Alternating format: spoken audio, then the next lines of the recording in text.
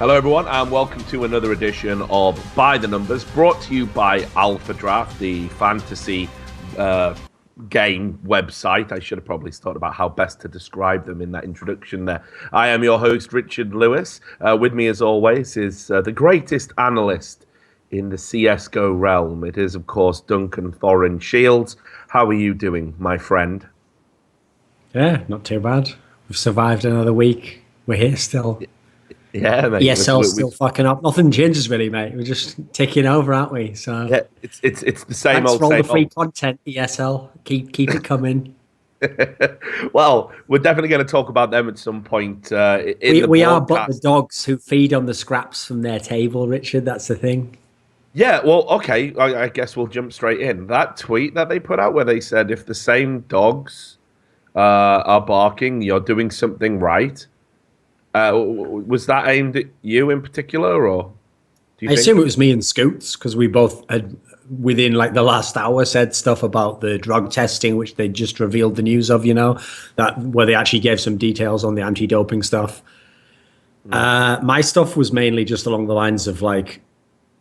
Oh, one of the main reasons I made my tweet actually was because Get Right himself was literally on Twitter having to ask people like, help, I have ulcerative colitis. Can I use this medication, to keep me alive?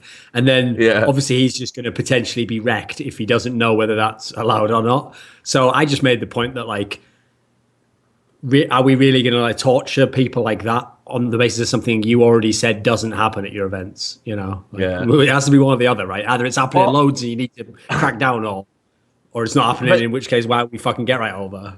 Yeah, but this is what I mean. So like, I didn't even understand the logic. Like, let's just look at that statement.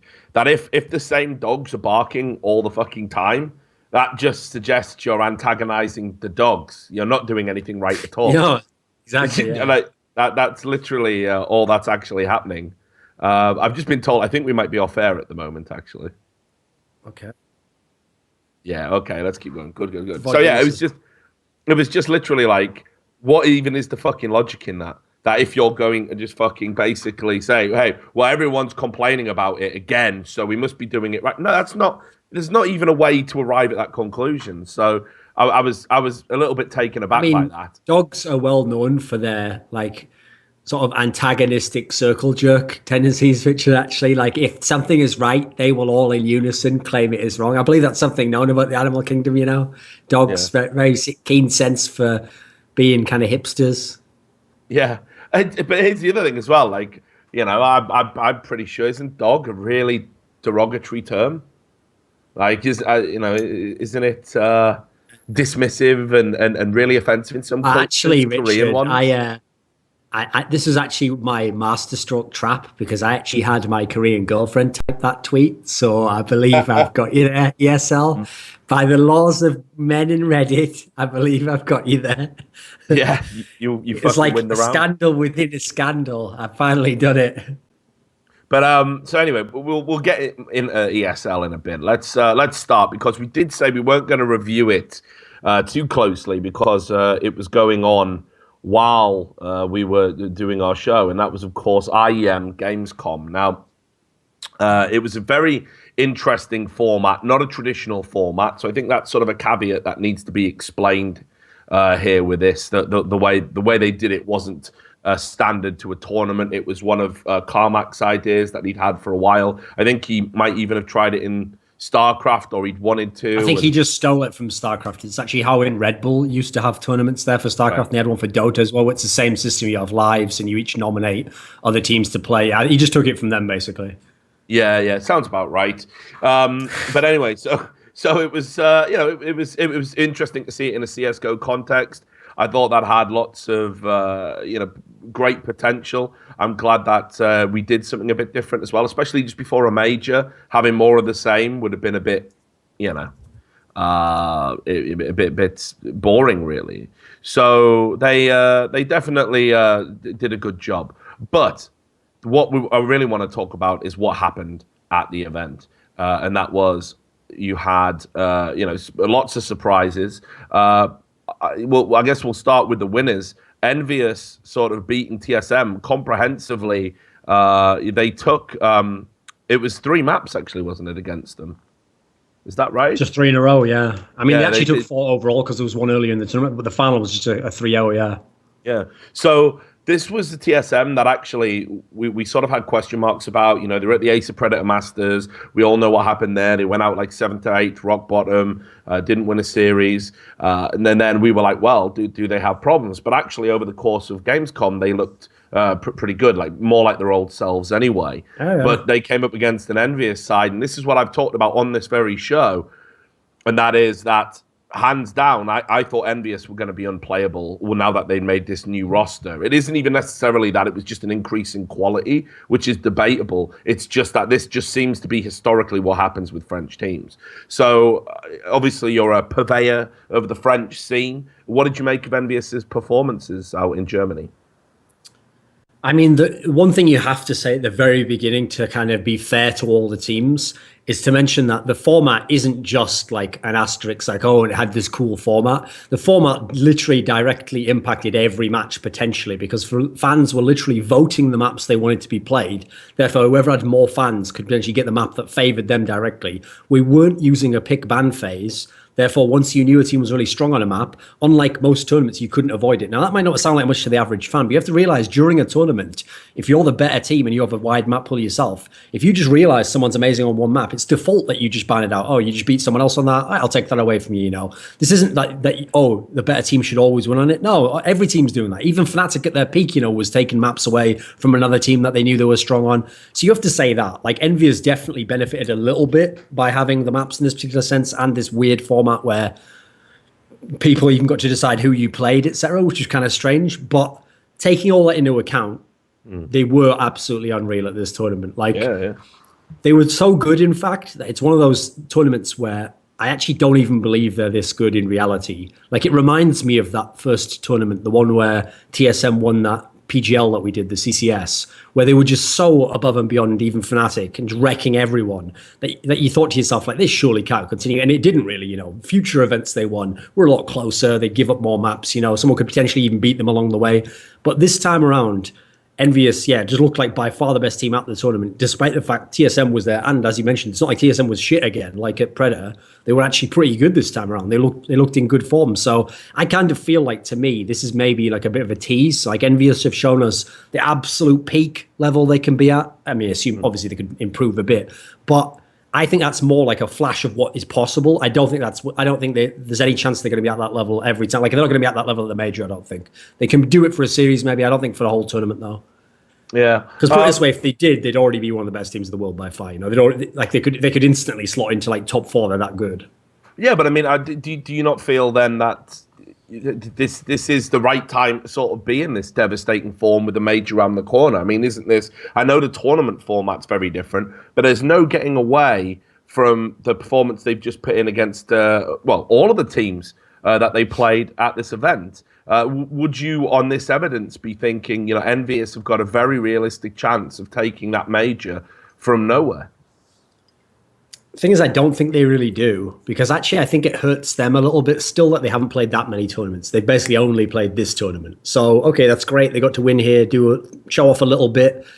But in general, I think if you think of all the majors, one of the things I love about majors, it's the same reason why I'll as usual draw a comparison to League of Legends. Okay, one of the things I really don't like about LCS and League of Legends is that the whole regular split lasts about something like it's just a few weeks under 3 whole months in a row.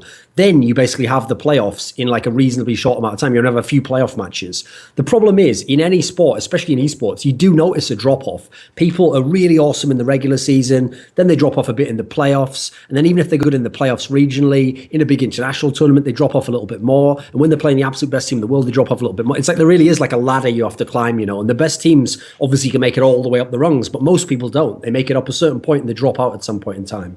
So you might be good at one thing, you might be good at another. Obviously, the old way it used to be was online to LAN, you know. That was the old example of where you drop off a little bit. So as a result, I can't think of many examples in history where a team who hadn't been very good came into the major with sort of no experience in big tournaments and suddenly blitzed it and were like super awesome. I guess there've been a few like flukes or one-offs like that, but the problem is we're not really looking at this as like, oh, Envious is going to fluke it. We're thinking like, are they going to be the best team, basically? And yeah, listen, that's a possibility. I just wouldn't bet on it right now. Like I definitely need to see a lot more, I think. Yeah, I mean, just to pick up on that point, I mean, you famously were criticised for saying the Fnatic major win, DreamHack Winter, was a fluke, even though within the grand scheme of things, what they went on to achieve, that's a fair summary. But they sort of came in from nowhere. I don't know. It was NIP were meant to win. That was how history. Or Very Games, one of those two. Yeah. It should have like been like as in you could decide between the two who you thought was going to win. It was supposed to be like 100% lock. One of the two would win. Yeah, exactly. So is there not a chance that Envious could sort of be that wild card? I mean, I honestly remember from the Source days, whenever a new French lineup got put together, they would be unplayable. Like this is just what happens, and it seems the right time to do it. But any chance at all then? I mean, or just... I think there's a chance. Yeah, and just to add to that point, it's not even just that they're going to be unplayable and super good. It just seems like all the other usual suspects you would bank to win have hit these sort of weird places. We know about NIP aren't going to be competitive like they were. We know TSM are in a bit of a strange place tactically, it seems.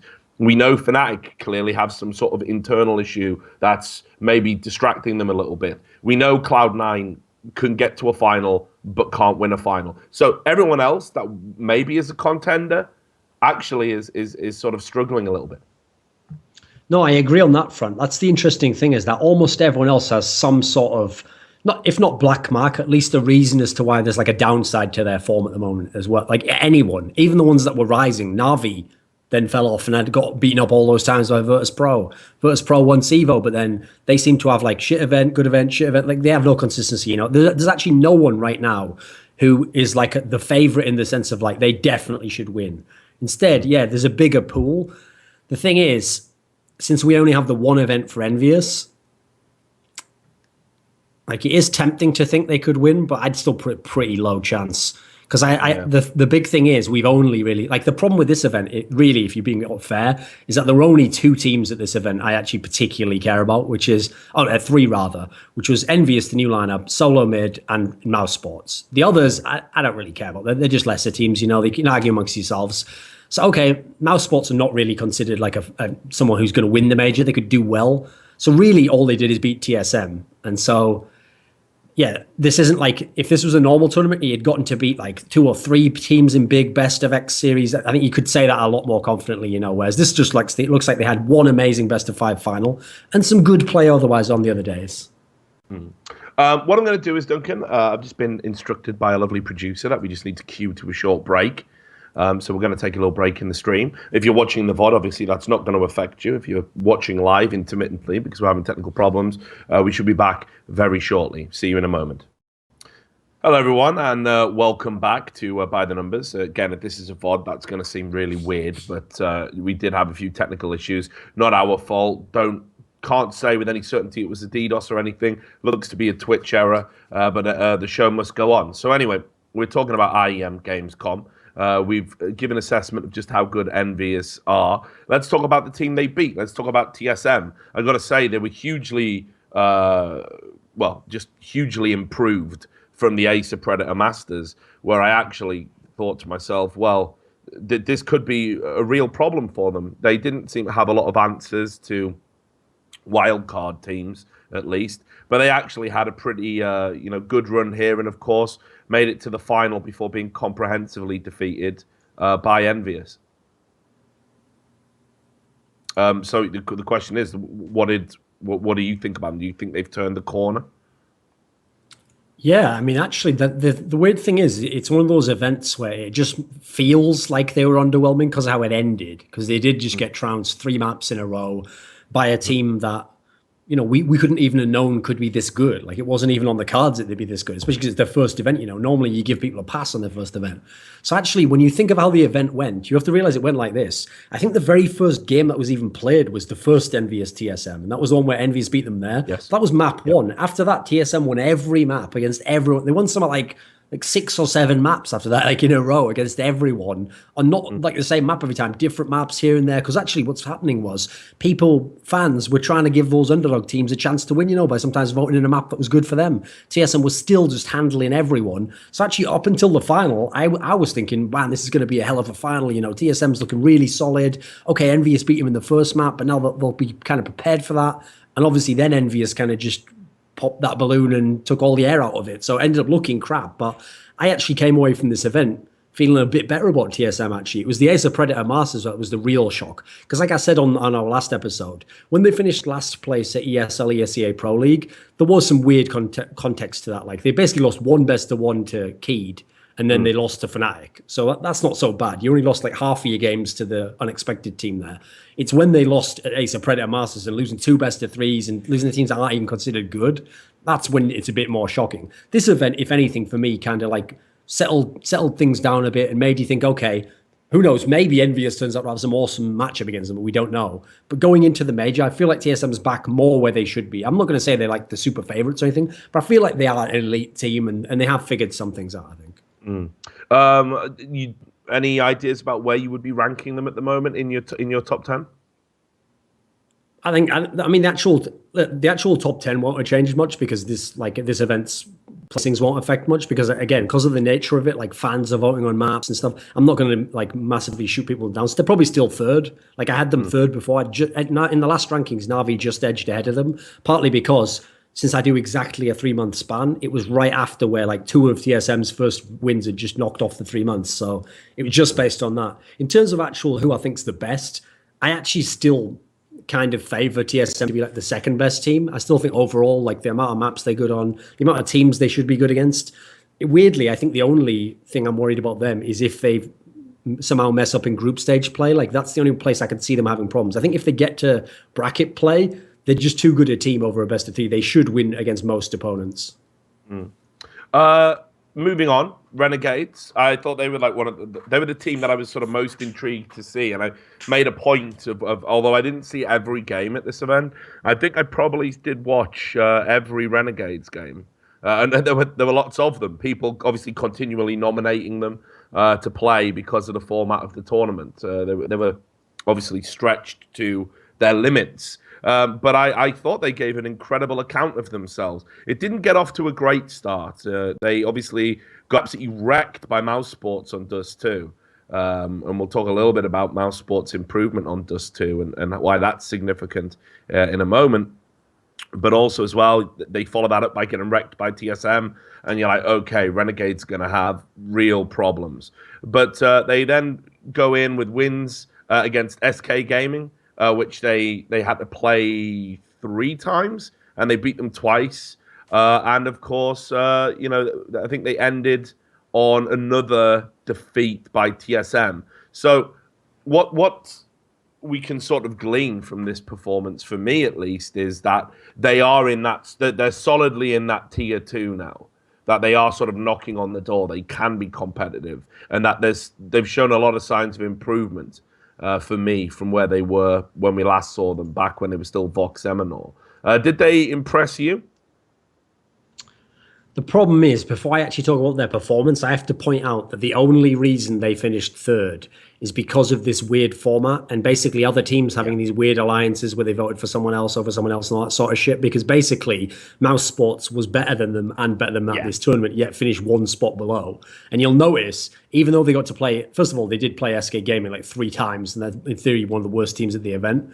You'll notice on day 3, they didn't play a single game. Because basically they just got to sit back while everyone else nominated each other to try and fuck with each other out of the top teams, So that was kind of a bit weird. So saying that, the problem with Renegades is I just get the feeling like unless something crazy happens at this major, I think they kind of overhyped themselves by how well they did at that Gfinity, where they got maps off big teams and we were like, wow, maybe this is just like a team from this region that we don't even know and they're really secretly super good and they've got this great edge on things. I think that's kind of died, and this event helped it because the last few events have been a little underwhelming. When they play top teams, they just get smashed. But when they do play those teams who are more around sort of like the let's say like the 8th spot to the 12th spot, I think they're in there. They can play those teams. They could be around. They could be ranked around those teams. That's actually one of the weird things about this event. Actually, is that because of this bizarre format, they only played the really good teams or SK Gaming. Like I would have rather seen them play CLG in a bunch of games. That would have been interesting right there. If they can beat CLG, then that's telling me something more as well than just SK. So I don't know. It's a bit half and half. Like I think they do have something going for them. They still can get better, but I'm not convinced they can. Like, here's the thing: they're one of those teams where I don't think they're upset risk for elite level teams. Yeah, sometimes you can be within a certain ranking, but you're not actually going to shock the top teams.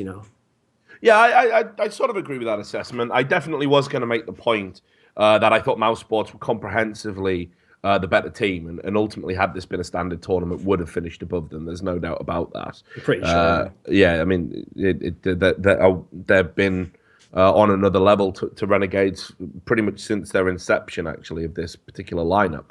But overall, we know that Renegades are going to be, playing out in the American scene. I can see them being like another Keyed Stars almost, a kind of team that's going to have just a bit too much in the locker for the average NA teams, especially given that there's this big NA shuffle allegedly coming again, and there's going to be all sorts of chops and changes after the major. So I just think they're going to be sitting pretty. And I think in terms of domestically, what they're going to do in NA, I think they'll prove themselves to be a top team, get a shit ton of invites to events off the back of it. It's real smart, actually, to have them out there. But I think overall, they did show that they're going to be competitive. They can't beat the likes of a TSM. They can't beat the likes of an Envious right now. They're not going to be a top tier team for some time, but they definitely earn my respect. I think they'll be competitive. Now, they said on Twitter they feel they have to finish top 8 in the major. That's the bare minimum that's acceptable for them. So is that a realistic goal? I mean, I think looking at the teams that are at the major, they can achieve it. I don't think they can do it, actually. I would bet pretty heavily that they won't, because here's the key thing that you have to realize, okay, which is what I actually, I did a short video about the groups of the major, and the big problem you have to realize with the group scenario is, I'm still not entirely sure. I've read a bunch of explanations as to how the redraw works, but the big problem with the redraw is that it can actually make you have groups that are even harder than you have now. So, for example, at the moment, they're in the group that has NIP and TSM and CLG. Now, if that was a normal group, the way we used to play them at the majors, I'd already say, well, I'm not going to get out there, because even if NIP's not considered in great form, NIP should still beat Renegades in a best of one. Okay, so you'd say, okay, basically you have to hope you beat NIP there if you want to get out.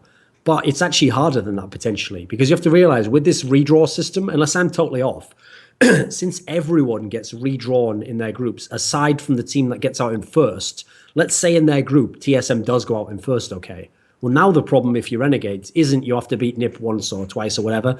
Now it's that you might get redrawn, so you have the second best team from another group in. So that means you could literally go from having NIP in your group, first of all, to suddenly you've got Cloud9 in your group. Suddenly you've got Navi in your group. So with depending on the redraw system, it could suddenly get a lot harder. Now, also, they could lock out and they could get a matchup that's slightly easier, but there's not that many that are going to be that much easier when you consider that in terms of good teams, as we were kind of talking about in the Envious part, suddenly the kind of tier 1 that you're thinking of seems to have swelled a lot more than it was 3 months ago, Yeah. Like I say, I don't know. I know it's going to be tough to finish in that top 8, but I just think, they're a goals-orientated team.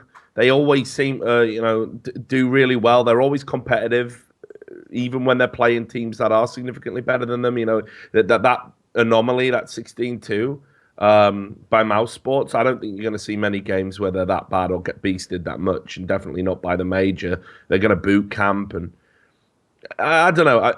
I get your point. I could still see them sneaking in there. I think it would be a good outside bet. Let's put it that way. But anyway, enough time on those guys. Let's talk about Mouse Sports. They, for me, are the big talking points at IEM Gamescom. Now, I had a vivid memory of the Ace of Predator Masters, and obviously it wasn't getting accosted by Babam fans. Kill him for pointing out that someone else in the scene is unprofessional. How unprofessional of it, not those retards. The endearing memory of that event was at the end when Mouse Sports had lost to Hellraisers. everybody was outside in the trademark red and white jackets. Godby had them in the circle. Like, even the fucking giant man that follows them around, like literally like something out of fucking Game of Thrones. But he is the esports Hodor. Let's be real. And well, he can take that as an affectionate term if he wants. Hodor was a hero. He's a good man. I was thinking more like he is just like the fucking giant that just follows the wildlings about. Like, yeah, but it's more insulting to say Hodor though. So yeah, which is why I didn't want to do it. I'm going with that one, mate. His player name, his nickname is Psycho. He's that big and he's called Psycho. Fair enough, then. Fair enough. Yeah. You might want to revise that. We'll edit that out. But anyway, so even he was there listening to Godby, like the movie maker was there. Godby had him round in a circle, and he was like, "Look, only overheard bits of it, and my German's not so great." But yeah, he was basically sort of reading the team, the not the riot act, but saying like we were better than this. We should have won that final. And he kept them there for some time after the event when everyone else was sort of getting drunk and going off to the bar. Now, when I interviewed him at the Ace Predator Masters as well, he said he's gunning for the major. German soil, German team. He believes it's their time, that they can realistically do it. And I was watching their performances at IEM with real interest to see how they do. Now, the masterclass they put on against Renegades, sure, Renegades aren't tier 1 opposition, but you have to understand that neither are Hellraisers. And they got wrecked on Dust 2. They literally just couldn't hold short at all. That was all Hellraisers did, and they just couldn't do anything about it. They were just walking up short, picking people. Retakes on the site were sloppy. Mouse Sports were really struggling on that map. Yeah, here on Dust 2, they looked really, really good. And sure, they lost to TSM on Dust 2, one of TSM's strongest maps. They lost to Envious on Dust 2, one of their stronger maps. So, but overall, I think they were much improved on this map in particular, which had been a thorn in their side.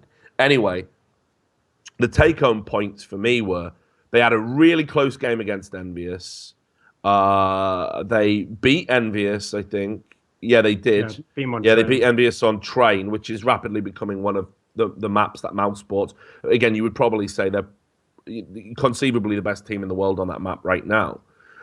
They had, some close games throughout, and they just looked like a side that really could be contenders. I still think they're lacking just a little bit of firepower, but ultimately, in terms of tactics and how well they played, that overtime on Cash they had against Envious, just a great game, and showed how close they can be when things are going their way. So, do you think Mouse Sports are looking like an elite level team right now? Would you bump them up into that tier 1?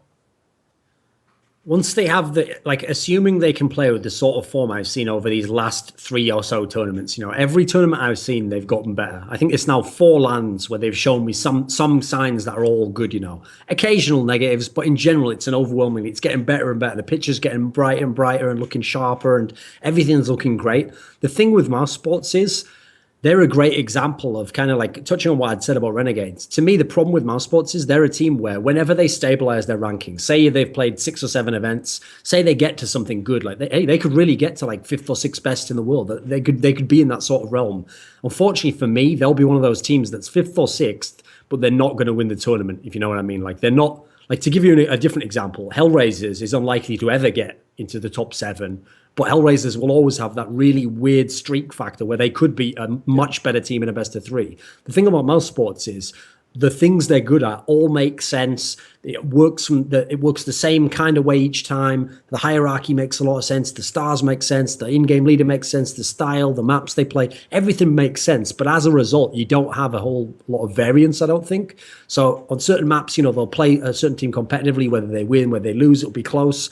So I think they're the team where, unfortunately, they're going to live like the heartbreak life. Like, they'll make it to the round of 8 of a major, or hey, maybe they have an amazing tournament and they make the semi-final, but then whoever they play there, some other really good team, they're going to lose like that heartbreaking 3rd map, or they'll be close on 2 of the maps, but they'll lose anyway. I think that's kind of going to be their destiny. So I love watching them play, but kind of to what you were saying about firepower, in the NBA, there's often a saying that people have for teams where they say like, oh, that team's one piece away from the championship, like you need to make that one key roster move. Now, I don't know what that would be for Mouse Sports, and the lineup does work really well, but they do feel like they're sort of like either half a star or a star away from being at the level of, the Na'Vi, Fnatic, TSM. Those teams all have something more. Yeah, I agree. It's hard to put the finger on what the issue is. Like, I guess it comes down to, look, God B's always going to be one of those in-game leaders. I don't think he's going to be a guy that can play like a Happy and drop a bunch of frags. I don't think that's ever going to happen. He's clearly got better recently, but he's still never going to be a potent threat. You can't criticize Chris J. You can't criticize Nex. So it really comes down to Spiddy and Dennis. Now, I always felt Dennis was the stronger player of the two. I think performances reflect that. But what's really interesting is they seem to be in this like Kenny S Apex world where neither of them can turn up at the same time. Like Spiddy had a terrible day on the second day at the Ace of Predator Masters, but turned up for the final. Simultaneously, Dennis drops off, inexplicably so.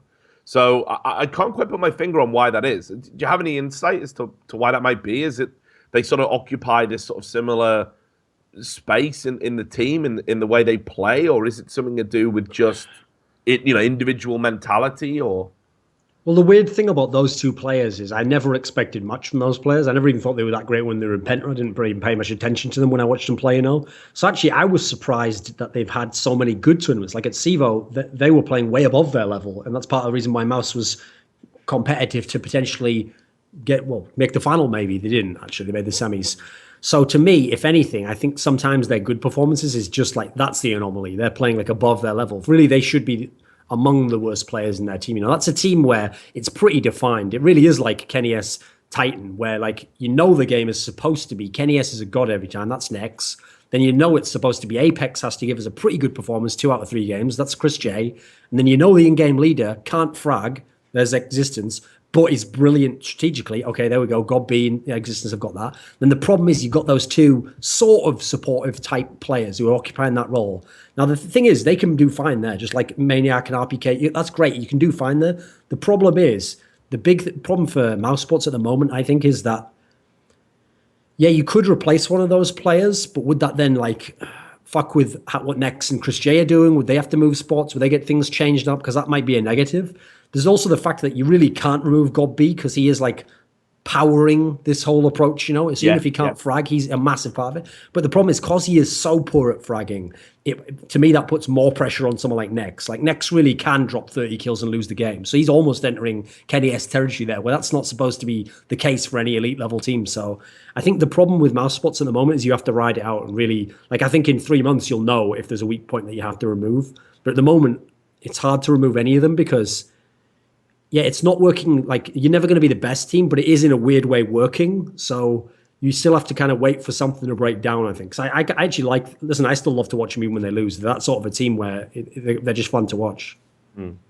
So just some final thoughts about IEM. Did you enjoy the format? I like I said, I'm actually a fan of this. I think it can work once a year as a sort of novelty. And a bit of fun, and it's probably good to have it just before a major, actually. You don't give away too much tactically. You might end up playing teams where, or on maps and in situations where ordinarily you won't. You saw they had coaches swapping around and stuff. It was just all a bit of fun. And this is actually probably refreshing for a lot of the players to regular tournament play. You definitely couldn't hammer this format. I think once a year is pretty much as far as you can go, maybe twice a year, before it becomes a bit tired and needless. But obviously it's an ESL event, so I thought I'd better ask you. Yeah, I actually thought this, with the caveats of what you said there, that's exactly what I'm thinking. As long as it's once a year, or it's just not meant to be a prime part of the circuit. Maybe you could have 2 in a year, and one could be by a different organizer does one for fun, The thing is, it is a fun format because then it does what it manages to do that esports doesn't normally have in the West is bring in this weird factor of fans can directly influence the game. You can have these admittedly some of them are fabricated, but grudge matches and alliances and stuff. What I actually like about that is they used to have that in Korean StarCraft, where in the MSLs over there they used to literally let you pick your group partners basically, and then the whole point is, as you pick them, you had to say on the mic like, why are you picking this guy? So you can just pick him and be like, he's not good, but usually you'd say something like, oh, he beat me in this league 3 months ago and I'm going to wreck him. It added a little bit of flavor on top of it. It was a WWE type move, so that is cool in its own way, as long as it's not done too much. I have to say as well, a really good point that someone made on Twitter actually was, this is fun as like a novelty event anyway, but it actually would be a really awesome novelty event if they had the same format, but let's say it was like almost all the top teams there. Now, again, it'd be a fun event, but imagine if this was literally like Fnatic, Envious, TSM, Na'Vi, Virtus Pro, and then you could have like real rivalries, like people who are just like, yeah, they fucked us over at the last final, so we're going to put them against the people TSM who always beat them all the time, whatever it would be. That would be a really cool way to even boost this format, I think, if you could get those teams to go. I mean, I got to say as well, it's a bit of a strange departure for IEMs, because IEM has always been like the centerpiece. You think back to 1.6, and IEM was a prestigious event. Is there not a risk that if they elect to keep this format, it sort of diminishes the IEM brand a little bit for Counter-Strike? Well, two things. One, that IEM brand has already been diminished for Counter-Strike, even within their own company. Like the major this year, and the major pro league this year, the two biggest tournaments that their company's hosting aren't IEM. Now, the big problem with that is I don't have an issue. IEM can fade away if it wants. My problem is I don't know how ESL justifies that, because if you remember, I don't know if they've changed this, maybe they have, but if you remember, the tagline of IEM is like world's best gamers. Yeah. Well, this tournament was conceivably, in no sense, the best gamers in the world. Yeah, you did have TSM and Envious, but you also had SK Gaming. You also had Renegades who were trying to prove themselves, This was in no way a meeting of the elite level teams in the world who were all showing you the best play. And it's not even good. At the end of the year, because it's a fun tournament, I don't know anyone who'd even think this was like one of the top 10 events of the year. There've been so many lands. So I agree with you on that point, actually. That is a downside of it. Now, it's not a downside to us. We get a cool tournament. Who cares? But you can't bill it as like IEM, world's best game. It almost seems pointless to do so anymore, except to get Intel's money. So if anything, the only loser here was Intel. Sorry. Yeah, it's possibly true. I mean, I guess to have a little bit of fun now and then is great. But now that we've got sort of the IEM brand and ESL 1 there, I don't know, maybe you sort of, to respect the history a bit more, maybe you would have a tournament format like this at ESL 1 rather than IEM. I know that's kind of difficult because IEM is Carmack's brainchild. It's his product. He's in charge of it. He lives out in America now, to have more of a hands-on approach to it. But with all of the history, I don't know, maybe it's a better fit somewhere else. But anyway, I do want to say bravo to ESL for trying out something new. We don't get a lot of that in Counter-Strike, actually. There's a lot of formulaic tournaments, and it does get a bit boring. One of the things that'll prevent oversaturation, which, by the way, that is going to happen, that's coming, oversaturation of CSGO events, impacting profoundly on the competitive scene, is going to be having variety of events, different rules, different setups. So hopefully there is going to be a place for it, be it at IEM or otherwise. Now, talking about oversaturation and talking about events, there was a piece of news, which it's almost like a non-story, but I think it's kind of interesting. So Valve employee Eric Johnson was reported as having basically sort of ruled out an international for CSGO to go alongside the majors, similarly to what they've done in Dota. Now, he's hinted in the past, actually, that there will be an international of some sort for CSGO. If you go back to the previous international in 2014, he was quoted as saying, I don't know if it would be called the international, but the guys working on Counter-Strike made a lot of progress in supporting the professional community around that game. We all work at the same company and share a lot of ideas, and given how successful the international has become, I don't see any reason why a lot of the same things couldn't be applied directly to Counter-Strike. Now, we fast forward 1 year, same person, same company, being interviewed by IGN, says, I don't know that a CSGO International has to be coming. We're pretty comfortable with different projects, taking different approaches to solve similar problems.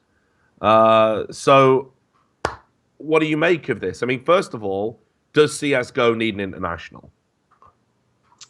I don't think it does actually. Like, actually, I like the fact that it doesn't have an international, which will sound weird when I explain why. Because listen, I would be all for having majors and then maybe doing something like at the end of the year that leads into a grand final, which is like the champion of champions. Maybe the top 8 teams from all 3 of the majors somehow get mixed in there as the 16, whatever order it'd be in. That'd have its own flair to it. That'd be cool in its own way. My problem is that the whole purpose, as far as I could tell, is so that at the end, whoever won it would be called, like in all these other games, the international, like World League of Legends World Championship. People would call them the best team in the world, which I don't like, because essentially, I don't think winning one tournament should ever make you the best team in the world alone. Now, if you win one tournament and you also win like 2 others and you place top 4, yeah, now it's doing what it should do, contribute towards that. The big problem is, one of the things I love about CS is essentially we've got the same system as tennis, where you have all these different majors, but there's actually no rhyme or reason as to why anyone would call one major better than the other. It's entirely preference. And in fact, in tennis, no one calls the player who wins any of these 4 majors the best in the world. You are called the best in the world based on ranking, which is like overall performance in all tournaments, including majors. So I prefer that system. So that's maybe like a weird preference reason as to why I don't want international. I wouldn't mind it in another sense. I just don't really know that it's like, I don't know if the upsides outweigh the downsides. When I just like to me, we sort of have 3 mini internationals. So I think that's cool. Just make them have more prize money. I think we've got our own flair. Yeah. I mean, the thing is for me, right, like, look, on the one hand, I totally believe that the CSGO community, while this might surprise them if they are indeed one homogenous entity, which of course they're not. But I actually want to say I think they've supported their game admirably, and I think they would definitely rise to the challenge of matching anything the Dota community could do, even in reduced numbers, perhaps. I'd like to see an event that almost is a centerpiece of the season. One event we could say, well, that's the big one. An equivalent of Worlds in League or the International in Dota. Just one tournament that's comparable to a Super Bowl or just something. I think that'd be good. But that said, I think what's super harmful is if it's so much bigger than everything else. This has always been my gripe with the International, that for me, it's too big. It's too much money. It's too ridiculously life-changing. It almost obfuscates everything else. Like the mainstream media come in and they talk about that, and they're like, oh, international, look, they're making millions and all that. They don't care about the regular scene. They don't care about the time they made, $750,000, right? And all these other great things that are going on. Nobody cares about that. It's like, oh, it's the international. And it's become this almost ludicrously over-the-top centerpiece to a season. Yes, it's the biggest thing in esports, no doubt about it, just in terms of prize money alone. Everyone wants to be a part of it, even if you're not a Dota fan, it seems.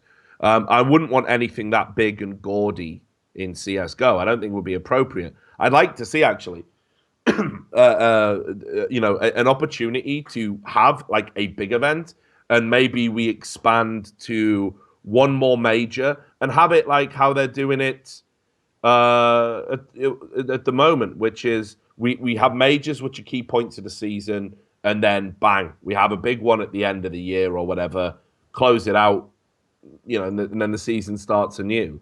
That's literally what Dota's going to do, by the way. Yeah, exactly. But again, what's funny is that's the thing. People always contrasted CS:GO to Dota, but actually it's the other way around. Dota wants to move more to CS:GO for this reason you're mentioning. Exactly. Just that they don't just want the one event; they want the one event and the others. But Valve backed, so they're known as that. Yeah. But the problem you've got there is, I mean, first of all, apart from let's not even get into the debate about the international got DDoSed. It's fairly embarrassing. Valve handle that themselves. That's a side issue. But Valve obviously want to run these events directly. Now, do they have the infrastructure and know-how and expertise and staff to be able to do that, to run their majors? So literally, they would bring in a production team. It wouldn't be like ESL1 is a major and you get the boxes. It would be, this is the North American major by Valve, and it would be produced by ESL or ESEA or DreamHack. That's how it's going to be in Dota. So I think we need to be very careful what we wish for here. I'm pretty sure if Valve could go back and do it the way they're changing it to from the start, they would. I don't think they could have anticipated the success of the international. That's the great thing about Valve. They're wildly experimental. They don't necessarily care about Like, let's take a risk. Let's see what happens. And the International was a ridiculous success, a runaway success. But now it eclipses everything else. That's the problem. It's been too successful almost. So I think we need to be very careful what we wish for. Like, I'd like to see maybe a cap, or something like that. But I think we should definitely have a bigger, at least one event that has a distinctly bigger prize fund. Like, I know it's ridiculous considering, $250,000. It's a huge amount, and we were crying out for this not that long ago. Yeah.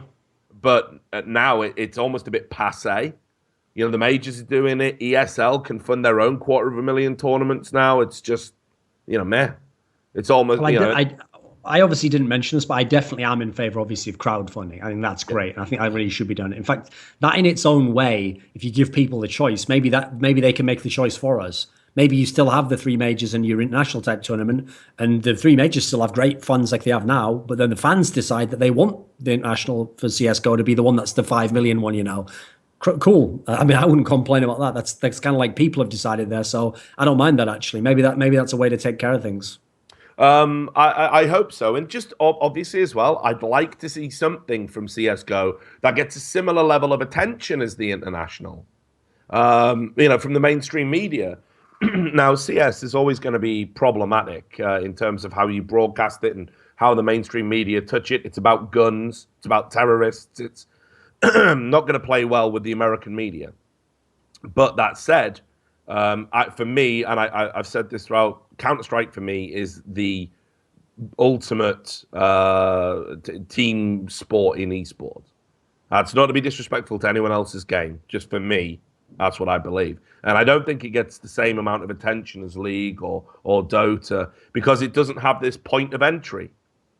If it had that point of entry where the mainstream media could point at something, like they did recently with the fucking doping scandal, if they had that point of entry, a way they could frame it to the regular users, then I think it would get the attention that it deserves. And I think once that happened, it would continue to grow. So yeah, I'd like to see something akin to it. It was interesting, actually. This ties into a tweet from our colleague Scoot. He tweeted, CS dollars in 2006 was 1.616 million from 54 events. And then he said CS dollars in 2014 is 1.923 million from 147 events. So linking that to what we're talking about here, Dunk, is this a problem? Is prize money actually below where it should be, given how much bigger CSGO is compared to how big CS was in 2006?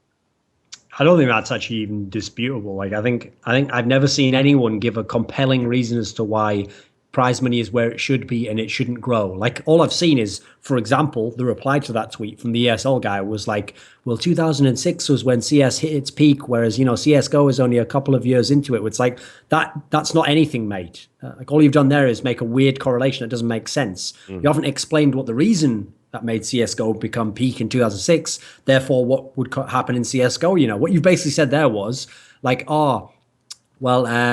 in 2006, Heaton won a championship, and that was 6 years into the game. So I guess 6 years into CSGO, maybe Heaton will win a championship. That we can't really say whether he will or not. We have to wait 6 years. Like, no, there's no correlation there. So while I can acknowledge on one hand that probably was like, off the top of my head, I think that was like the most competitive year of CS 1.6, and in terms of tournaments, it was the one that had the most. There's also the fact there that beyond the majors, which did exist in 2014, the rest of the tournament circuit hadn't quite cycled up to where it is now. Where now, I mean, for example, the IEM Games tournament was like 45k first place. We just had a Gfinity, which in ESL system is a tier 2 event. That was 40k first place. So the prize money now is rolling in this year compared to last. But I do think that it is indicative of the fact, because obviously the main thing you're looking at there is that the majors should be the thing absolutely pumping the purse up, and the majors themselves haven't moved on, despite the fact we're about to have like what is it now? Be like the 6th one or something. Let me think. Yeah, the 6th one now, and it was still at the exact same number as before. And as someone always mentions, but I notice ESL guy never talks about, and Valve never talk about, where are the new cases? Yeah. This is literally, you've got a license to print money. Where are brand new cases to get people to buy more? Where are the numbers on what the cases, all these things, they're always it's just quite poorly handled. Yeah, so what do you think's gone on there then? I don't get it, because it's literally a license to print money and they're not doing it. Same with the crowdfunding thing. Here's the thing that I will never get about this argument. People set this debate up over crowdfunding for like an international in CS in such a way that makes no sense. So they say stuff like, well, what do you expect? Of course, Valve doesn't raise the prize money, they want to make a lot of money. Are you an idiot? They would make 4 times more than they've ever made off anything in CSGO off one international. Because you have to remember, in the international, they raised $20 million. No, they didn't raise $20 million. They raised something like $60 million. Valve took $40 million, shoveled it into their fucking pocket, and then put the tournament on. Think about how much Dota 2 costs to make and run and staff. I'll tell you right now, it's not going to be anywhere even near $10 million over the whole history. Every time they do an international, they're going to be making like fucking movie blockbuster numbers into their pockets for doing next to nothing compared to the cost, So actually, Valve, if they really cared about money, should be doing this all the time. They should be the ones pushing for an international, pushing for more cases, pushing for more. I assume it's just incompetence, like they don't pay enough attention, or they haven't got a dedicated staff of people working on it. Like, I know people say that that's not true anymore, by the way, that whole myth about like, everyone at Valve's sort of like a hippie thing, man. Like, you got to like go where your heart tells you that day, and that's what you do. Apparently that's like some shit that might have existed 5 years ago, but doesn't exist anymore. Yeah. But come on, man, with how much money they've made now, there should be a dedicated team who only work on CS, and then a team of people who only know about esports of CS. And these people should be the ones telling us this stuff. Like, this is why we're going to do this. Here's what we're going to do in 6 months. Here's what's going to go on. So I can only assume incompetence, unfortunately.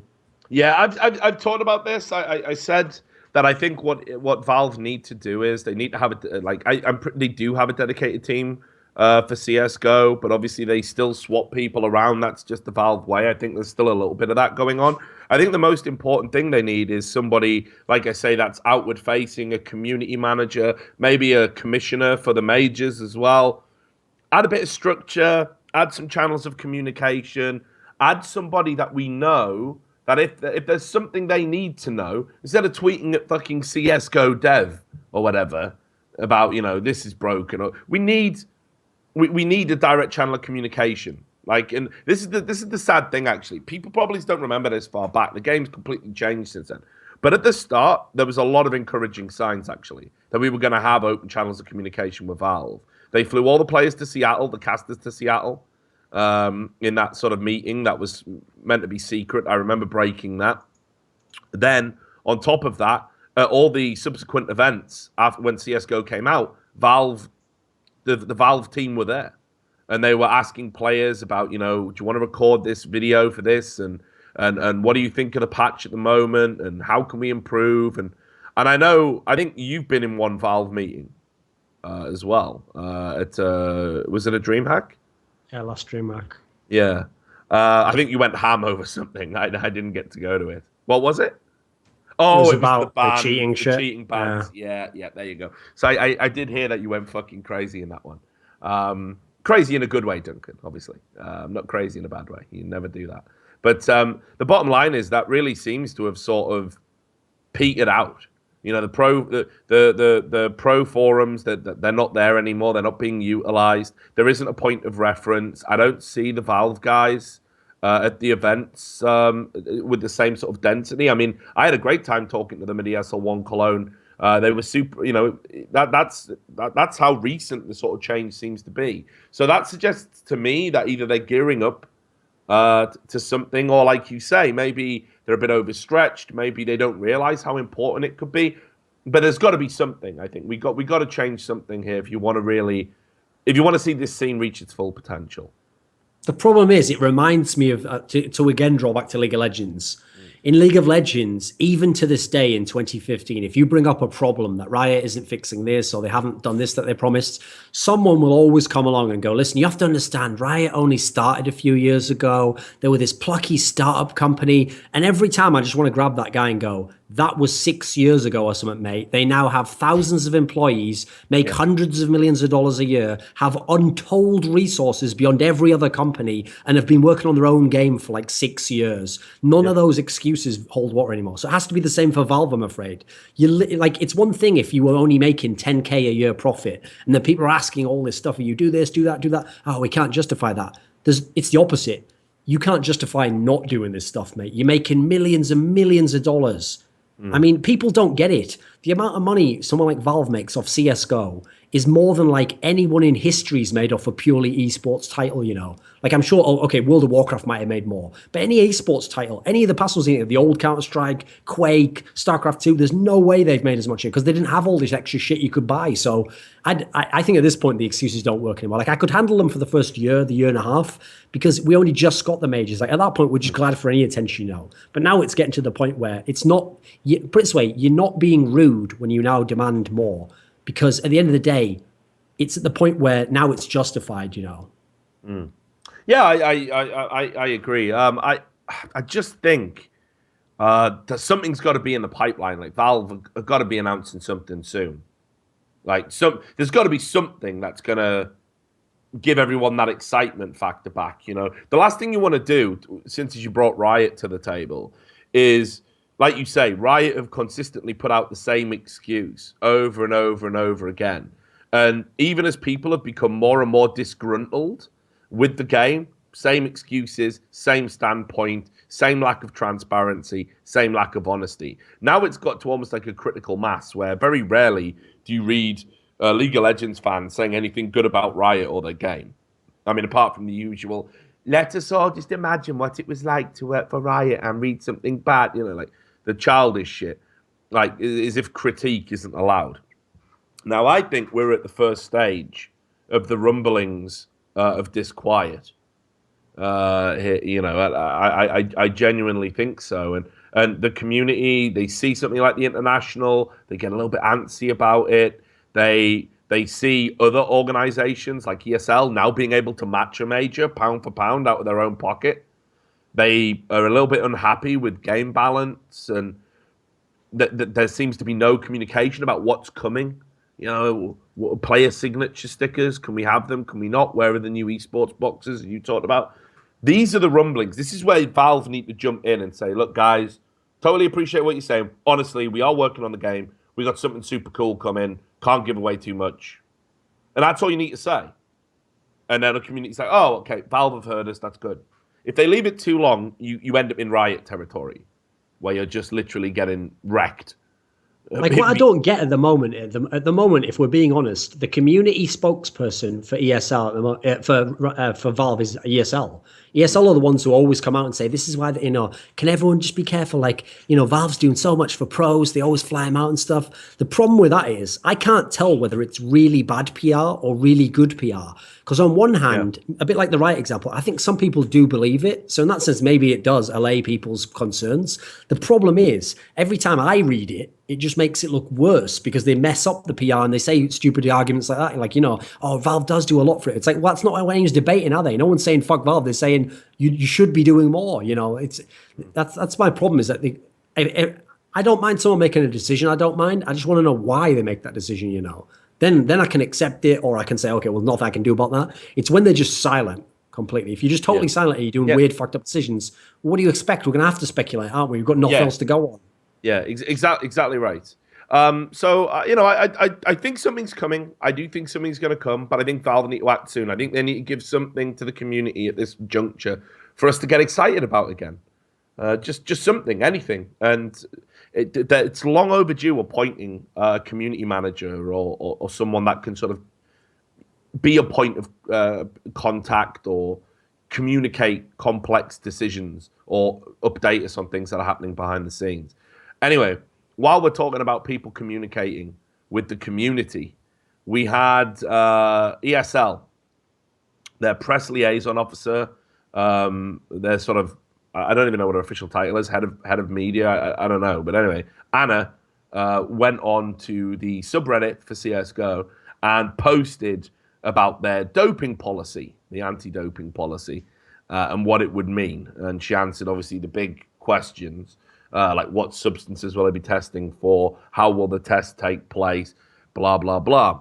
So just to give you a summary, and I know obviously you've read this, but just to give everyone a summary, they're going to test for all the substances on the WADA banned list, which include recreational drugs, anabolic steroids, you name it.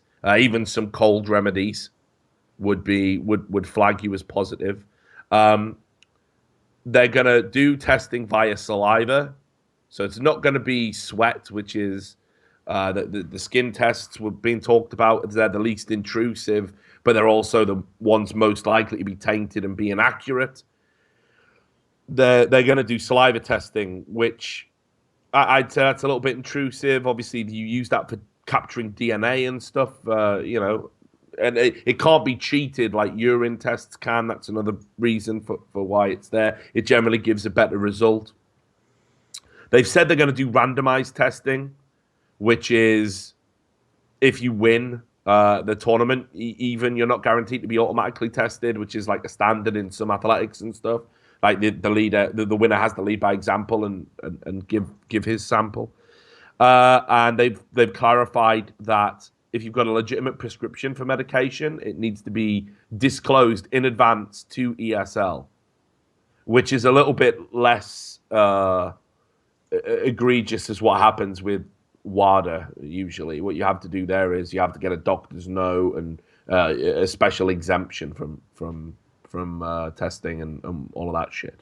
And finally, the big one, they will be prohibiting the usage of marijuana, the old blaze it that I know you're so fond of, Duncan. The fact they even put that as their own section is like, are you this out of touch, guys? Like, and finally, the devil's cabbage. Like, you already just said recreational drugs, you fucking downer. Like, are you kidding me right now? It's not 1920, and I wasn't under the under the expectation that like CS:GO pros might go out and rape white women on the basis that they're that high. Yeah, on this. Mate, infect your mind with that reefer and jazz music, and So anyway, they did clarify that marijuana is on the list of prohibited substances, and that means that use of it during the event and obviously before, so it would flag up, will be prohibited and will be punished. We'll get into punishment in a little bit, but give me your thoughts about this madness. The problem is, before I get into any details, I can never get on board with this because of their own stance that they stated, which I also kind of go along with, which is that there isn't enough of it going on at events for it to be a concern where you should have... It's the same as fucking terrorism on planes, mate. I'm sorry, there is not enough evidence to show that many people are trying to do terrorism through the methods you're actually trying to detect when you go into a plane with all those TSA searches to make it worthwhile for all of us to have the inconvenience, and sometimes not even inconvenience, like the indignity of being like fucking cavity searched and all sorts of shit, having beams shot through our body, stuff that like... It would only be justifiable if it was really, really important that you did it. Okay, so I don't know almost anyone who agrees with most of the sort of TSA stuff in that thing. So in the same sense, I don't think that pros should be put through all of this when we've yet to get any kind of numbers to show that there is a big enough problem going on here. And here's the ultimate irony of it all. So they're going to stop people smoking weed. They're going to stop people taking certain painkiller medications, etc. Yet they're essentially admitting that you can probably fucking take Adderall if you have the doctor's exemption, which was the first drug you wanted to get rid of. Is this real life right now? So the only drug you will be allowed to do is the one you were fucking trying to catch. Bravo, fucking bravo. This is like one of those things like scientists baffled by companies' ability to fuck everything up. Like, it's unreal, isn't it? How do they manage it, Rich? How do they manage it? Let's be even clearer here. Like, I've said this a bunch of times. There wasn't even a problem. Drugs in esports wasn't a problem. It just wasn't. Has anyone ever come up to you, Duncan, ever, and said, got to do something about all these drugs in esports, man? Anyone ever said that? No. Put it this way. Think about this. Think about how the world works in esports. Every secret behind the scenes in Counter-Strike comes out. Idiots say shit on their streams all the time. People leak stuff. And people leak stuff to you so you can write stories about it. Yeah. How is it possible that, let's face it, unless every pro was on drugs, so not a single pro has ever just thought, you know what, I'm actually quite salty that I just lost that spot in the semi of the major. And I know that other guy who was really good was on Adderall and so he was even better. Why has no one ever leaked it to you? Like, oh, they were all on Adderall anyway. Why has that never been leaked? How is that one secret? Is this the Illuminati? How has it stayed amongst everyone? As I said, the reality is it's almost like it's so blasé. Like, people just don't give a fuck. No one's ever thought, oh, I'll fuck them over because I know they're on Adderall. Because the presumption a lot of the time is, yeah, everyone's at something. Everyone's doing something. Like the amount of, especially in the NA scene, like I say, I mean, in Europe, it's still a relatively recent phenomenon. But again, it's like in Korea with StarCraft. You know, the amount of pros that are doing beta blockers before stage games, surprisingly high. Let's put it that way. Now, nobody's going to say anything because maybe one day they want to do it, or maybe they, you know, what would happen? Who's going to test them? Who cares? A lot of the time, you know. Let's be clear. I can't think of an example where the team I've known that have been taking something have won that tournament. They're not one in my brain. It's like winners. It's like the old 80s phrase, you know, winners don't use drugs. I mean, literally, that's correct in esports. Never seen it. Can't think of one example. But certainly people are doing it. I've never talked about it because I don't give a fuck. I literally don't think it's important. I don't think it's a big deal. I don't think anybody. Plus, we haven't even measured what the drugs do, like in esports terms. Yes, if you do fucking steroids, you can lift heavier weights or run faster, or you know, whatever it is. If you keep working out, you'll get the improvement in muscle size and everything else. But in esports, muscle mass, is it an advantage or a disadvantage? Do we know? Oh, by the way, that would be a great way for ESL, to me at least, to do some good work in this area. Before doing drug testing, fund a study where you actually have people who have licenses to use Adderall, show them using Adderall to do play games, see what the differences are, reaction time in terms of how they tend to do it, and then have people who already take Adderall admittedly but don't have a proper license for it, have them do it, have a control group, do all this shit. And then if you've actually found something at the end, you know what, then you can at least say to me when I say this is unnecessary, oh, well, I've actually got some stats here and here's a study that I've got some proof of. At the moment, you've got no proof whatsoever. I mean, you're telling me this Anna person or someone at ESL is an expert on what Adderall does to people who don't need Adderall prescribed for them. I don't think so somehow. I don't think they did that I don't think they were moonlighting as fucking biochemists as well as fucking up all these CS tournaments and not knowing how to put together a press release. But here's the other thing, okay? Another issue that is really disturbing to me is this issue of the fact that if you are already on a medication which isn't performance enhancing, but because these drug things ban so many things that aren't performance enhancing, it's up to you to now disclose that. And by the way, where does it say the thing about disclose? I'm just trying to check what the specific wording was. Let me see what the disclose part was. Okay, here we go. It says, like, what happens if a player has a legitimate prescription for medication? I mean, they put such as Adderall, but I'm going to think of like medication that like is maybe life-threatening, like you have some sort of liver failure problems. I don't know what it could be, you know, something really important that you take this medication. Now, obviously, they're not going to ban someone doing that because like no one wants to PR of like player dies due to some sort of problem because he couldn't have his medicine. So they put this. Here's the wording. This is an ESL person saying this. In this case, they have to disclose this to us as soon as possible. Now, right that there, I'm immediately disturbed by that. If it said they have to disclose this privately to WADA or whoever it is that they're getting to do it, and we ourselves, you know, to keep people's confidentiality, we won't know what's going on there. They just tell us whether someone's banned or not. And if there's an appeal that has to go through its own separate court system, no, they're saying you have to tell people whose only job is to fucking close the doors, put up scaffolding, turn on some PCs and let you play some games and know nothing about drugs. You have to tell that person what is wrong with you.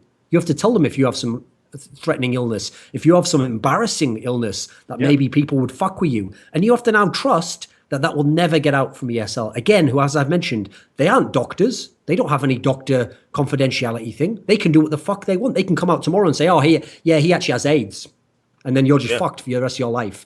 That's actually really worrying to me. And the fact that someone like ESL hasn't thought that through is really worrying to me. Because like I even said, there's an obvious fix to that, which is have it that it goes privately disclosed to the VADA people. And if they think it's fine, then they tell ESL, yeah, he's cleared. He can go through. I mean, look, I've said this as well. the ridiculousness of but having to get players disclose stuff to an organization. I mean, there's a reason why this can happen in mainstream sports. That's because everything about it is pretty much watertight, and you've got legal protection. So if anything was to leak out, let's say, for example, if you were a Premier League footballer and you had hepatitis and you didn't want anyone to know for obvious reasons, could affect your sponsorships, could affect perceptions about you, affect the way you're treated on the pitch by other players. And ultimately what teams would sign you as a result of all of those things could really have a serious detrimental impact on your career. You would have a legal recourse if that was ever leaked. The person responsible for the leak, the organization responsible for the leak, you would fuck them in a court. You would get a massive payout because you get all the potential loss of earnings. All you would need to be able to do is ably demonstrate it impacted on your career. Now, we've got nothing like that in esports. Nothing. Like a player, like you say, it could be, statistically, there probably is somebody in esports that's HIV positive, right? It's none of my it's none of my fucking business who it is. People might say, "Oh, Richard Lewis, the journalist." I'd never fucking publish that fucking story. Never. People don't have a right to know your fucking private medical history, unless, as I said, if you then do something fucking crazy with it. Yeah, like if you're trying to infect other people, then it's a public interest story, yes, obviously. But just as a rule, no one's fucking business. Definitely not in esports. There's just no need to know about it. Now, we've seen all the time, as you rightly said, shit like this gets leaked out. Shit gets leaked all the time. There is nothing cast iron, nothing watertight. And here's the other thing as well. It's not going to take long in a testing environment for somebody to go, well, why doesn't he have to do one? People are going to ask questions. And then it's almost like by omission, there's an implication. Oh, what's wrong with him? Yeah? So it just creates this awful climate that I'm definitely not comfortable with at all. I wouldn't trust ESL with medical information. I'm sorry. Got a lot of respect for the professionals over there. But I just don't want that. I don't want that even being part of our discourse in esports. I just don't like it. It just feels fucked up. It's so wrong. And when players have no legal recourse, no protection, like there's no player union. Here's what would happen actually.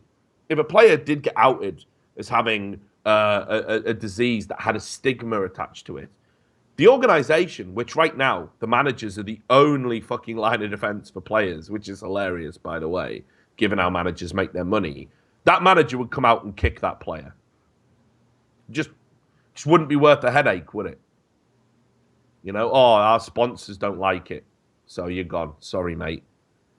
And they'd fudge it up as well. They'd hush it up, and they'd say, oh, his illness made him really ill at the moment, and it's just too stressful for him. And the player would sign up on that because he'd be worried about not getting paid the 6 months of money he was owed or whatever.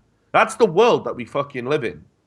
And I just think this contributes towards something. Like, this is why I said that you put the fucking cart before the horse here at ESL. Like, completely on this issue. We needed a fucking player union first. We need player protections first before we can even think about doing anything vaguely intrusive like drugs testing. It blows my mind. And to your point, actually, about the fucking Adderall being the one thing that they really wanted to clamp down on. Apparently, I've talked to American people about this. I've got no frame of reference, but apparently it's really easy to get a prescription for anyway. So they always say, yeah. Yeah, apparently it's really easy. So, and what if you take medical marijuana? They haven't even clarified that point. We're gonna make a big song and dance about marijuana being on the banned list. So much it gets its own separate heading because we're all stoners in Gamerland. But we're not going to say, what about medical marijuana? Will that get you an exemption? Would that not get you an exemption? So that point needed to be clarified as well. But apparently it's super easy to get a fucking script for Adderall. Because in America, they're pretty prescription happy. It's that type of culture. I think we all know that they're a nation of pharmaceuticals, pharmaceutical users. So I think this is, again, so ridiculous because, as you rightly point out, if Adderall was the problem, that's the one drug that's got a get out clause. And everything else that wasn't a problem is now a problem. Like, plus, imagine, okay, so you know what ESWC, that Chinese team qualified, Qiyu they were called. Yeah.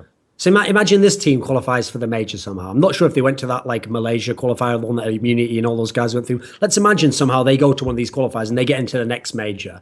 And they come over here, but they don't know all these rules. And they maybe haven't even been able to read them. Maybe they haven't even heard of them. Maybe they're not even aware these rules exist.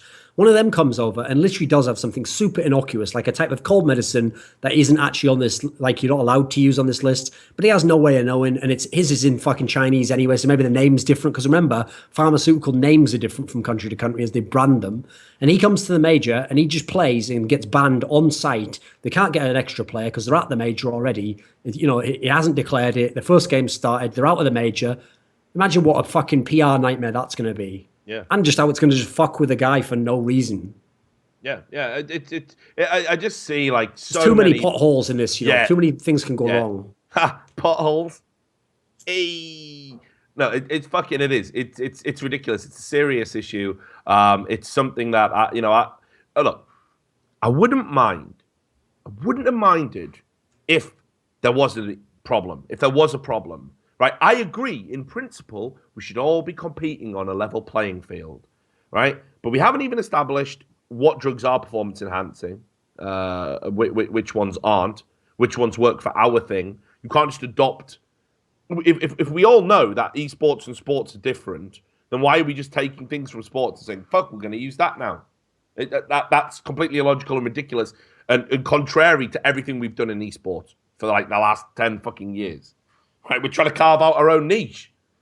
We had to get our own means of broadcasting to be truly successful because we couldn't crack TV. So we thought, fuck it, we'll reinvent the fucking wheel, and we did, and it was successful. And now TV are coming to us and saying, "Oh, can we do your thing?"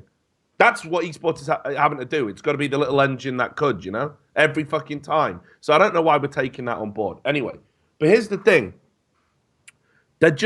They only put this in place because of the headlines, because it went mainstream, because it got picked up by the New York Times. Because if you're an industry leader and you get to say, "Hi there, mainstream media, you wrote about a problem, we fixed that problem," you get the next set of headlines before the mainstream media fuck off again and don't come back to esports for another 6 months. And that's all it was. It was just an opportunity to get all that free press. That's the only reason we have this policy now. That's why this is gross, though, because here's the thing. If you're ESL, okay, we know that's why you're doing it. I even say, okay, on that grounds, fair play, you've won on that one. You won the PR war. But you're supposed to be using those tactics for the outside world who actually believe your bullshit. Don't shit a shitter. Like, when we see this, we're like, are you fucking kidding me? Like, this, don't try and tell us this is good for us and think we're going to swallow it. It's not going to happen, is it? Yeah. It's so obvious what it is, and it just makes me fucking really sad that that people haven't made this point. That now we've got this extra layer of intrusive, egregious testing, another hoop for players to jump through, and it's... Put it this way. Yeah. I've got one point I just thought of as a final point, which is in MMA, which is another sport I've seen where they've cracked down really heavily on PEDs in the last few years, because recently they made it so you couldn't even use... testosterone replacement, even if it was actually legally required, because unfortunately a lot of people who require it now, people who did abuse steroids in the past, so it was sort of a loophole that they closed. When that happened, there was a massive sort of backlash, sort of like speaking out of people in MMA who claim that they don't use drugs, who were like, good, I'm glad this has happened. And you know what? I'm glad that guy's got banned because I always thought he cheated. And there was tons of people, basically almost everyone who presumably was clean, was sort of like, great, this needed to happen all the time. I'm glad this is a move forwards. Where are all those people in esports right now? Where are all the Counter-Strike pros who are like, I don't use drugs, so this is excellent. I think this is a great move forwards. I'm really glad they're cracking down. Pros in CS, compared to every other game I'm aware of, are able to say whatever the fuck they want. They even say stuff against their own teams sometimes. Where are all the pros giving their opinion? No one. I can't see anyone who's given a good... I haven't even seen a single pro player who's like, great, this is excellent, that we've got rid of drugs and that. I haven't seen one. Yeah, and that's the sad reality. Again, they're without a player union and players being underrepresented, just as a whole in the industry, being completely fucked by the power structure that's in place. You're not going to see them do it for all the reasons you just talked about. You know, they don't have that job security. Like, the way it could easily work, this is completely conceivable. Let's say a player just comes out and says, well, fuck it, man. I'm fucking Nate Dogg without the strokes. YOLO, baby. I smoke fucking weed every day. Fuck ESL. I don't even care. I don't want to play in those tournaments. You're not taking away my weed. Right? No problem, right? That gets put up on Twitter. I mean, you know, fit it in 140 characters. Then fucking ESL noticed that. And they're like, oh, all right then. The organization he works for notice it. And they're like, what the fuck are you doing? We're invited to the CSL tournament. Now, fuck it. I'm a player. I don't want to play in that tournament. I don't want to acquiesce to something I think is completely necessary. Unnecessary. I don't want to do that. And so ESL go, well, look, mate, your player, go to the organization, your player's fucking out of line. He's making us look bad. So we're not going to invite you to the next tournament. Simple as that. You're on a shit list now. Right? And the organization are like, no, don't worry about that. Right? But we'll sort this out. You're deleting that tweet, you're getting fined. Now fuck off, I'm not. Right, you're out the team. Bye. So no one's gonna fucking speak up. Because literally the people that hold the fucking strings in place to, you know, that you have to fucking dance, you know, to get paid, they're the ones that are gonna fucking shit on you so unbelievably hard if you upset this idea that esports is real and progressive and we're just like a real sport now because we got drugs testing and everyone needs to get on board with this. If you're anti-drugs testing in esports, you're fucked in the head. I mean, I wrote an article about it saying just take all this with a pinch of salt. It's ridiculous. It's stupid. And immediately the overall feeling on that, like about 70-30 was, that's ridiculous. That's such a regressive attitude to have. We need drugs testing. Why should pro players be allowed to take drugs? Yeah. Why? Why can't we just intrude into their personal lives and just fuck with them all the time? That's what the community are thinking. So the community are behind it. That's the worst part as well. It's a glorious con job because the people that need it to be convinced, the people that need to give it the buy-in, they've been sold on it.